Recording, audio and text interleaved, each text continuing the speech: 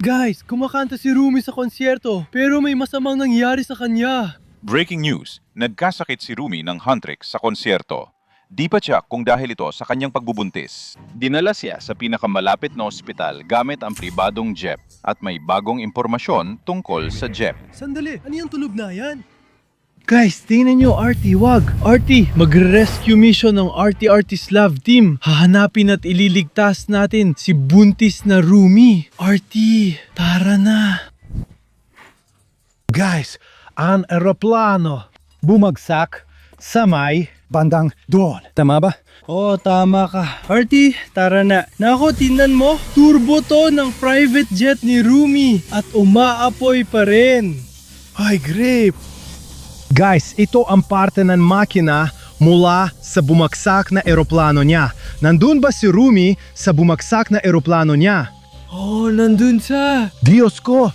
Mukhang matagal nang nasusunog ito. Oh, makikita ba tayo sa apoy? Hindi ko alam. Hindi. Teka. Walang sense to. Mga pare, wala na si Rumi.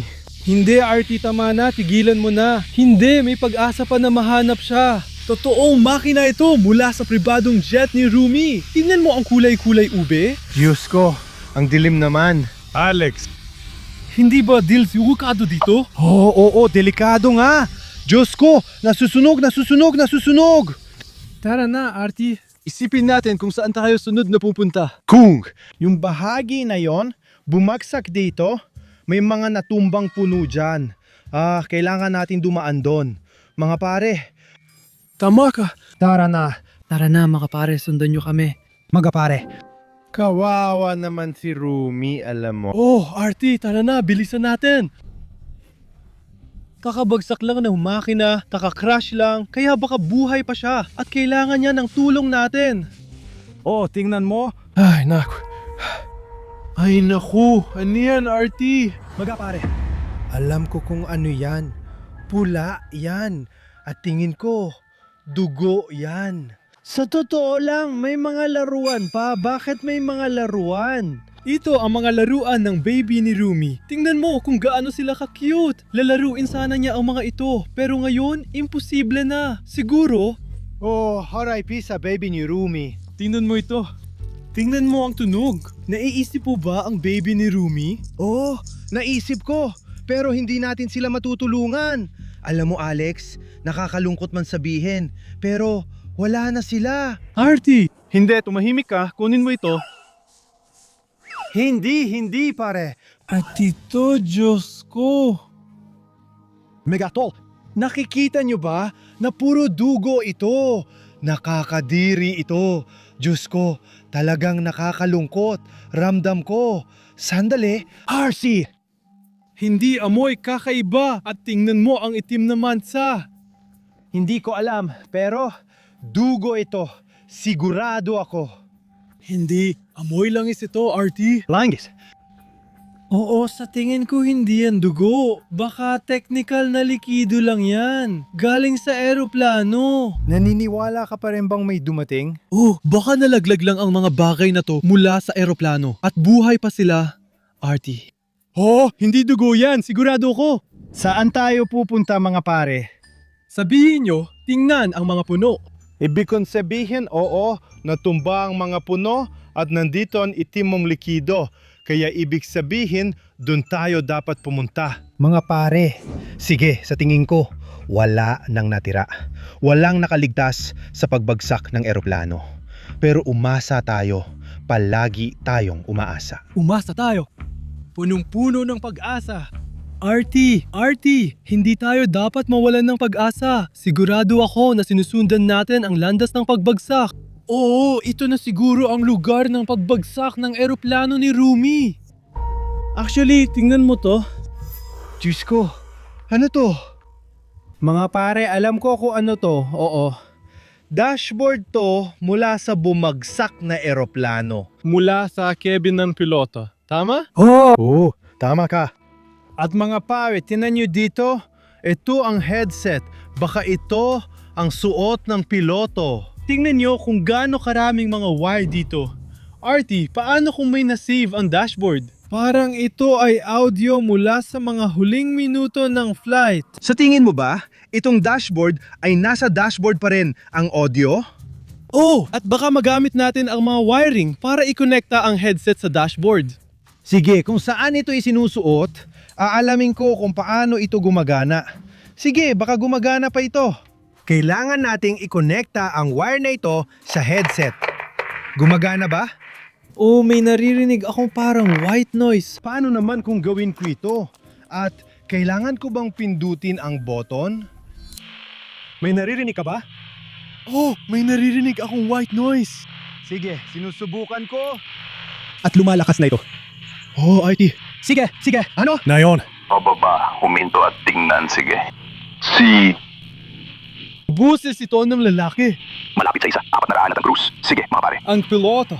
Okay naman, cruise, sa tingin ko. Maayos ang kalagayan ng pyesa. Buntis yata si Rumi, kaya lilipad kami sa pinakamalapit na ospital.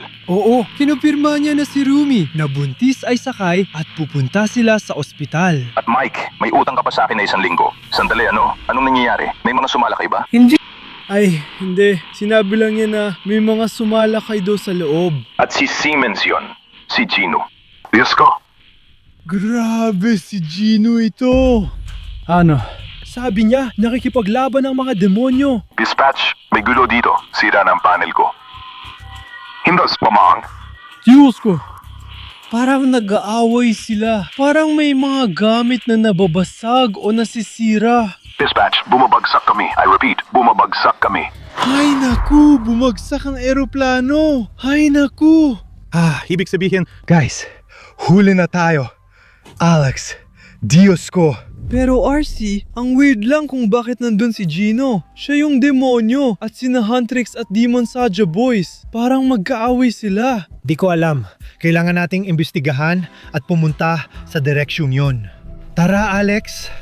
Tara na. Walang nakaligtas. Malinaw. Nawala na siya.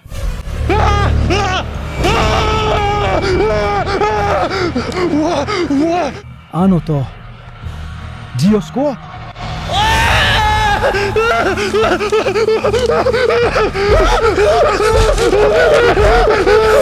Grabe naman. Sino yung bangkay na yun? Nakakatakot talaga. Diyos ko mga guys. Ito ang kalansay at mukhang piloto mula sa eroplano. Oh, tingnan niyo ang uniforme. Lahat ng piloto naka-uniforme at kulay asul to. Tapos, ulo ng piloto. Oh, siya ito. 100%. Ay, grabe. At guys, may nakita akong kamay. Diyos ko, nangginginig talaga ako. Pero guys, kung naging kalansay yung piloto, paano na si Rumi? At paano na si Gino? Hindi ko sila makita. Ako rin, hindi ko makita ang mga katawan nila. Kaya siguro, oo, patay na ang piloto. Pero baka buhay pa sila. Pero may nakikita ako guys. Ano to? Isang espada at sombrero kay Rumi. Diyos ko! Ito ang espada ni Rumi. Oh, tama. Tingnan mo kung gaano ito kakinang at kulay ube. At ito naman, ito ang sombrero ni Gino. Kaya, oo, magkasama sila sa eroplano. Pero nasaan na sila ngayon? Hindi ko alam. Pero ibig sabihin nito ay nakaligtas sila. Kaya, oo, kailangan natin silang hanapin. Oh, tama ka, Art. Tara na. Sobrang galit ako kay Gino dahil sa kanya. May namatay na inosenteng tao. Artie, ano yun? Wow! Ito ang gulong mga pare. Kita nyo ba? Pero, grabe, parte to ng landing gear. Ang laki at bigat nito. mga pare, kulay ube rin ito. Kulay ube rin. At malinaw na ito yung wheel chassis mula sa nadurog na eroplano, di ba? Pero parang kakaiba ito. Mukhang sira. Hindi lang basta natanggal sa eroplano. Parang kakaiba talaga ang buong istruktura. Parang hindi dapat ganon. Ibig kong sabihin, bumagsak ang eroplano, kaya nasira ito. Siguro, pero sige, ano pa? Ano pa? Guys, tingnan nyo. Black jacket to. Ito ang itim na suit. Sinuot ni Gino ang isa sa mga ito. Hindi nasa eroplano siya. Nasaan na siya? Si Gino yung demonyo? Tara, tingnan natin. Sige, tingnan natin mga pare. Ito yung itim na jacket ng demonyo. At baka bumagsak yung eroplano ng lalaki dahil sa kanya. Ano kaya ang pwede nating makita? Mga pare, tinan nyo. May nakita akong ilang papel at wala ng iba. Sige, ano to mga pare? Landing gear status report to. Alex, ano to? Sa tingin ko ito ang mga dokumentong may kaugnayan sa pagbagsak ng eroplano. Tingnan mo, instability, deformation, delay. Bakit hindi ito pinapayagan? Diyos ko! Ibig sabihin, sira na talaga ang eroplano bago pa man lumipad at hindi ito pinayagang magsimula ng biyahe. Naiintindihan mo ba yon? Tingnan natin ang ilang pictures. Meron tayo. Naku, may mga pagkakamali. May mga error tayo sa dashboard na nakita natin dati. Diyos ko. At may tagas ng langis. Kaya pala maaaring nasunog. Diba? Delikado yon, Rumi. Milagay mo sa panganib buhay mo. Diyos ko! Tingnan mo. Yung makinang nahanap namin, Sira rin yun. Yung landing gear at chassis. yung landing gear na nahanap namin dati. At sira na ito. Sinabi namin sa inyo, may kakaiba talaga sa estruktura. Naintindihan mo ba yon, Artie? Na baka alam na ni Gino yon? Kaya baka inosente siya. Baka sumakay siya ng eroplano. Hindi para saktan si Rumi, kundi para iligtas siya. Tama. Pero baka makahanap pa tayo ng dagdag na ebidensya dito. Siguro. Ay, grabe. Nakita mo ba yung telepono? Yung telepono? Yung telepono ni Rumi. Telepono ni Rumi. Diyos ko. Mahalagang ebidensya ito. Baka may laman ito na makakapagpaliwanag kung ano ang nangyari sa eroplano. Pero bakit itinago ni Gino ang telepono ni Rumi? Diyos ko, i-comment nyo sa comments kung alam nyo. Tama ka. Ang weird talaga. Pero sige, naka-unlock naman gallery file at video ito. Kaya mga guys, panoorin natin. Diyos ko, bumabagsak ang eroplano, hindi ko alam ang gagawin. Si Rumi ba ang nag-video ng sarili sa bumagsak na eroplano? Gino. Anong ginagawa mo dito? Rumi, sumama ka. May parachute ako. Talo na tayo. Ililigtas kita. At pagkatapos, lumitaw si Gino at kinausap niya si Rumi at napakalambing ng kanyang boses. Sinabi niya na may parachute siya. Ibig sabihin buhay sila, 'di ba? Kung dumating siya, buhay sila pero nasaan sila?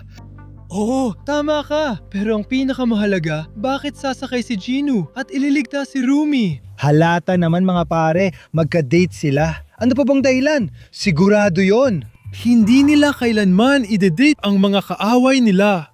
Tingnan mo ang gallery. Tiyak may litrato doon. Paano kung tama siya? Tingnan mo. Ito, Yung susunod ito. Nadi-date sila mga pare. Mukhang sila na nga. Sige, kung buhay pa sila, pwede pa natin silang hanapin. Kailangan natin silang hanapin. Nakikita ko yung natumbang puno doon. Tara na. Baka makita natin sila doon. Artie, tingnan mo ang paligid at hanapin ang parachute. Halata namang maghahanap tayo ng parachute. Grabe, may mga tumalon mula sa eroplano. Dala lang ay parachute. at may nakanap na ako. Mga pare, tingnan nyo. Ito na yun. Gino, ibig sabihin, kay Gino ang parachute. Tama ba? Kanya yun. Pero nasaan siya at nasaan si Rumi? Walang mga yapak sa paligid, walang nahulog, parang mga yapak sa niebe. Wala akong alam, wala talaga. Ang mga moderno parachute, matatalino na sila ngayon. May naka-embed na computer sa loob. Kaya baka may kung ano sa backpack ng parachute. Tingnan natin mga pare, wala dito. Wala dito mga pare, tingnan nyo, recorder to. Buti na lang may modern parachutes. Kaya ngayon malalaman natin kung ano talaga ang nangyari sa kanila, kaya pakinggan natin ito. Tatalo na ako. Tumatalo na sila sa eroplano. Huwag kang lumingon pabalit. The plane's In the sky, bumagsak ang eroplano sa lupa. Sobrang saya ako na nailigtas kita at maging isang ama. Oh, kaya ngayon, nasa lupa na sila at nag-uusap. Sinabi ni Gino na iniligtas niya si Rumi at sobrang saya niya na maging isang ama. Dahil buntis siya at magkakaroon sila ng anak niya. Oh, tama. Ganito talaga ang pagbubuntis. Sige, sige. Sa totoo lang, Gino, hindi ako buntis. Sobra lang talaga akong nakakain ng ramen. Sandali hindi buntis si Rumi. Hindi totoong baby yon. Sobra lang talaga siyang nakakain ng ramen. Minsan pareho rin ako. Pareho rin ang problema ko. Grabe naman. Pero sige, nasaan na sila ngayon? Sobrang lamig sa labas. Makinig tayo. Sobrang sarap nila kaya hindi ako makapigil sa pagkain. At kailangan ko talagang pumunta sa banyo ngayon. Grabe, dahil sa ramen. Sumakit ang tiyan ni Rumi. Guys, kaya inimbestigahan namin ang buong nangyari dito. Lahat ay nakaligtas, lahat ay ayos, pero si Rumi ay hindi buntis. Oo, nakakainis talaga ito. Pero kahit papaano, masaya ako na buhay silang lahat. Pero kahit ganun, akala natin na nagde-date sina Gino at Rumi. Ay, nakakainis at kadiri. Oo mga kaibigan, kung gusto ninyo ang tungkol sa dating, ilike lang ninyo at mag-comment, isulat lang sa comments. Oo, masaya kaming makasama kayo. Kaya. Manatiling nakatutok, may paparating kaming bagong video. Ako, si Artie. Ako si Alex. Paalam. Bye-bye.